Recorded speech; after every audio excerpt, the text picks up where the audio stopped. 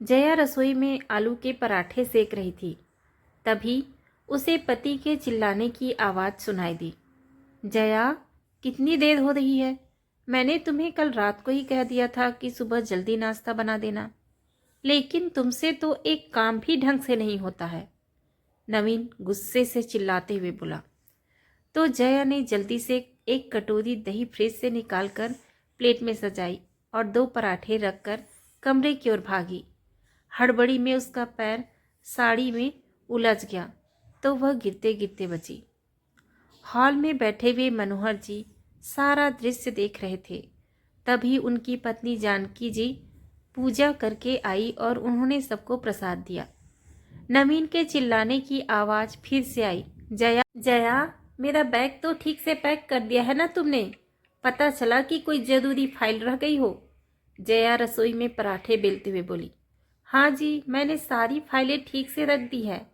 नवीन की आवाज़ सुबह सवेरे पूरे घर में गूंज रही थी और कोई कुछ बोल नहीं पा रहा था। मनोहर जी जरा ऊंची आवाज़ में बोले। अरे बेटा, सुबह से इतनी चीख पुकार मचा रखी है तूने। तेरी मीटिंग तो शाम को 4 बजे है ना, तो आराम से वहां पहुंच जाएगा। बहू को इतना डांट क्यों रहा है? एक तो बेचारी सुबह से एक पैर पर खड़ी है। नवीन तब तक अपना बैग लेकर कमरे से बाहर आ चुका था। वो कहने लगा, बाबूजी, यह औरत ऐसी ही है। इसे जरा सी छूट देता हूँ तो गलतियों पर गलतियाँ करती जाती है। आप चिंता मत करिए, यह सब पति पत्नी के आपस की बात है। इतना कहकर वो अपने मम्मी पापा के पैर छूकर कहने लगा, अच्छा अब मैं चलता हूँ। मनोहर जी कहने लगे, लेकिन बेटा तू इतनी जल्दी क्यों जा रहा है? अभी तो बहुत समय पड़ा है। वो कहने लगा, बाबूजी, वहाँ पहुँचकर होटल में थोड़ा आराम करूँगा, फ्रेश होकर मीटिंग में जाऊँगा, बस इसीलिए जल्दी निकल रहा हूँ। सुबह जल्दी जाऊँगा तो हाईवे पर ज़्यादा ट्रैफिक भी नहीं मिलेगा। तभी उसकी माँ जानकी जी बोली, अच्छा बेटा सुन, जाते हुए कुलदेवी के मंदिर में याद से प्रसाद जरूर चढ़ा देना, भूलना मत। नवीन बड़े ही प्यार से बोला, हाँ माँ, तुम सुबह से 4 बार यह बात मुझे याद दिला चुकी हो। आधे घंटे के अंदर ही मैं कुलदेवी के मंदिर तक पहुँच जाऊँगा, तो मैं सुबह सवेरे प्रसाद चढ़ा दूँगा, क्योंकि सुबह सवेरे मंदिर में ज़्यादा भीड़ नहीं होगी। आप चिंता मत करो। फिर वह पत्नी को आवाज़ लगाते हुए रुखाई से बोला, अरे महारानी जी, अब किचन में ही समाधि लगाकर बैठ गई हो क्या? मैं जा रहा हूँ, ज़रा बाहर तो आओ। जया गैस धीमी करके पराठे पलटकर रसोई के दरवाजे पर आकर खड़ी हो गई तो वह कहने लगा, मेरे पीछे अम्मा बाबूजी का अच्छे से ध्यान रखना, मैं रात के 12 बजे तक आऊँगा। पीछे से मुझे शिकायत का एक मौका भी नहीं मिलने चाहिए, वरना तुम्हारी खैर नहीं। जया की आंखों में आंसू भर आए। वह कहने लगी, इस बात को तुम प्यार से भी बोल सकते थे ना, इतना धमकी देने की क्या जरूरत है? क्या अम्मा बाबूजी मेरे कुछ नहीं लगते? बोलते बोलते उसकी आवाज़ भारी हो गई थी तो वह गुस्से में कहने लगा, बस जुबान ही लड़ा लो तुम। फिर वो अपना सामान लेकर बाहर निकल गया। उसके बाबूजी भी बाहर कार तक उसे छोड़ने के लिए आए। जब वह चला गया तो मनोहर जी गहरी सांस छोड़ते हुए कुछ सोचने लगे। उधर नवीन कार ड्राइव करते हुए आगे बढ़ता चला जा रहा था। मौसम काफ़ी सुहावना था। उसने एक रोमांटिक सा सॉन्ग प्ले कर दिया था। गुनगुनाते हुए रास्ता बड़े आराम से कट रहा था। वह कुल देवी के मंदिर के पास पहुंचा और उसने जैसे ही कार में से अपना पर्स उठाना चाहा तो उसने देखा कि पर्स कहीं था ही नहीं। उसने अपनी पॉकेट चेक की लेकिन पर्स नहीं था। उसने अपना बैग खोलकर देखा लेकिन पर्स था ही नहीं। वह स्टीयरिंग पर अपना दाहिना हाथ जोर से पटकते हुए बोला, कैसी गंवार बीवी मिली है मुझे, मेरा पर्स रखना ही भूल गई। उससे बहुत झुंझलाहट हो रही थी। आधे घंटे का रास्ता उसने तय कर लिया था लेकिन पर्स नहीं था, तो वह फिर से घर वापस लौटने को मजबूर हो गया क्योंकि पर्स में ही उसका आईडी कार्ड वगैरह भी रखा हुआ था। वह ज्यों ज्यों घर की ओर आगे बढ़ता जा रहा था उसका गुस्सा पल पल भड़कता जा रहा था। उसका मन कर रहा था कि घर पहुंचते ही अपनी बेल्ट निकाली और बेडरूम में ले जाकर अपनी पत्नी को खूब पिटाई करे।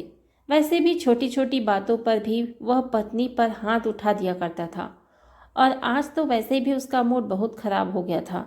घर के भीतर घुसते ही उसने देखा कि उसका पर्स डाइनिंग टेबल पर ही रखा हुआ है। वह गुस्से से आग बबूला हो गया। वह क्रोध से तमतमाते हुए रसोई में पहुंचा, लेकिन वहां पर जया नहीं थी। वो अपने बेडरूम में गया, लेकिन जया वहां पर भी नहीं थी। अब तो उसका गुस्सा और भी भड़कता जा रहा था। तभी उसे अम्मा बाबूजी के कमरे में से माँ के सिसकने की आवाज़ सुनाई दी, तो उसके कदम रुक गए। उसने सुना उसके बाबूजी गुस्से में कह रहे थे कि तुम मेरी पत्नी हो, वैसे भी कभी कभार ही घर में एकांत मिलता है। आज तुम्हें मुझसे कोई नहीं बचा सकता है। यह क्या नौटंकी लगा रखी है? तुमने पति की जरूरतें पूरी करना पति का कर्तव्य होता है। चलो मेरी बात मान जाओ। आज तो तुम इतने नखरे दिखा रही हो। तुम्हारा बेटा क्या तुम पेड़ से तोड़ कर लाई थी? यह शर्म वर्म छोड़ो और जल्दी से इधर आओ। जानकी जी हाथ जोड़ते हुए बोली, मुझे छोड़ दीजिए जी। घर में कोई नहीं है तो क्या हुआ? मुझे यह सब ठीक नहीं लगता है। अब हमारी उम्र हो गई है, बच्चे बड़े हो गए हैं। इस उम्र में यह सब शोभा नहीं देता है। क्या तभी चटाक की आवाज़ आई। उस थप्पड़ की आवाज़ से नवीन सिहर उठा। अब उससे रुका नहीं गया। वह जाकर बाबूजी के कमरे का दरवाज़ा पीटने लगा, तो जानकी जी ने भागकर दरवाज़ा खोला। अपनी माँ की दशा देखकर नवीन के पैरों तले से जमीन ही खसरक गई। उसकी माँ की साड़ी फटी हुई थी।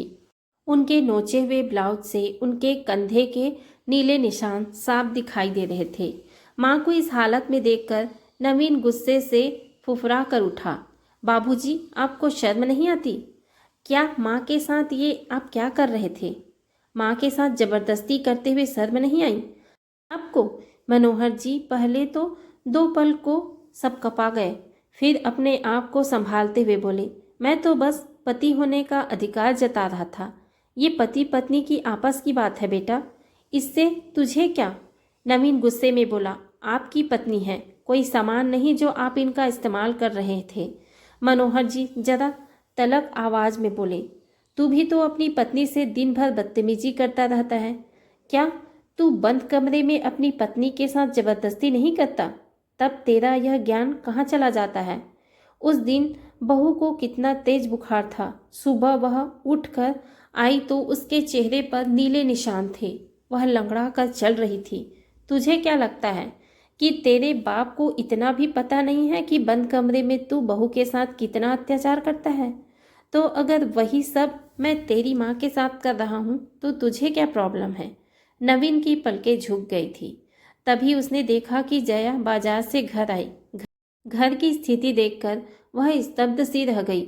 नवीन कहने लगा, जया, मैंने कहा था कि मम्मी पापा का ध्यान रखना। माँ को बुखार भी है, देखो माँ के साथ बाबूजी ने क्या किया है।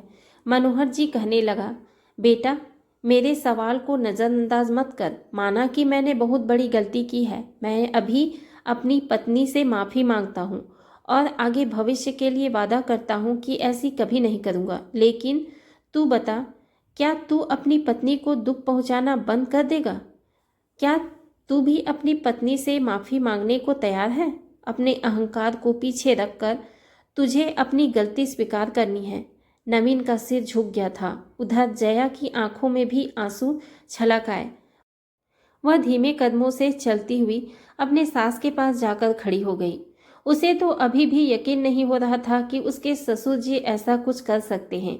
जानकी जी की आंखों में भी आंसू थे। वह भरे गले से कहने लगी, बेटा तेरे बाबूजी मेरे साथ जो किया तो किया ही, लेकिन तू जो हर रात बहू को दर्द पहुंचाता है, मेरे समझाने के बावजूद मेरी बात को नज़रअंदाज करके अपनी पत्नी को तकलीफ देता है, तो मुझे कितनी पीड़ा पहुंचती होगी। सोच, मैं भी एक औरत हूँ, मुझे भी बहू का दर्द समझ में आता है, लेकिन मैं उसके लिए चाह कर भी कुछ नहीं कर पाती हूँ। अरे बाहर लोग औरतों के साथ अत्याचार करते हैं तो हम बड़ी बड़ी बातें करते हैं, लेकिन घर के भीतर ही अगर मेरा बेटा मेरी बहू पर अत्याचार करे तो मैं यह कैसे सहन कर सकती हूँ? तू तो सीधे सीधे मेरी परवरिश को तमाचा मार रहा है। कहते कहते वह रोने लगी। नवीन को तो कुछ समझ ही नहीं आ रहा था। वह अपना सिर पकड़कर बैठ गया। उसने किसी से कोई बात नहीं की। सब लोग अपने अपने कमरे में चले गए थे। नवीन हॉल में बैठा कुछ सोच रहा था, तभी उसके फ़ोन की घंटी बजी। उसके बॉस का फ़ोन था और वह कह रहे थे कि तुम मीटिंग के लिए निकल गए या नहीं। वो कहने लगा, सर आज मेरी तबीयत ठीक नहीं है, मैं मीटिंग में नहीं जा पाऊंगा, आप सुरेश को भेज दीजिए। उसके बॉस ने कहा, ठीक है, तुम लीव एप्लीकेशन भेज देना। उसने फ़ोन काट दिया और फूट फूट कर रोने लगा। उसके रोने की आवाज़ सुनकर सबसे पहले जया उसके पास आई और उसकी पीठ को सहलाते हुए कहने लगी, क्या हुआ जी, पानी ले आऊं आपके लिए? नवीन ने उसका हाथ पकड़कर उसे अपने पास सोफे पर बैठा लिया और उससे लिपट कर रोते हुए कहने लगा, मुझे माफ़ कर देना जया, मैंने तुम्हारे साथ हमेशा गलत व्यवहार किया। तुम्हारी मर्जी हो या ना हो, मैं तुम्हारे साथ ज़बरदस्ती करता था, तुम पर हाथ उठाता था, तुम्हारे लाख अच्छा काम करने के बावजूद तुम्हें ताने मारते रहता था। लेकिन आज वही सब मेरी माँ के साथ हुआ तो मैं यह सब सहन नहीं कर पाया। अपने बाबूजी का अच्छा रूप खंडित होते हुए देखकर मैं टूटकर बिखर गया।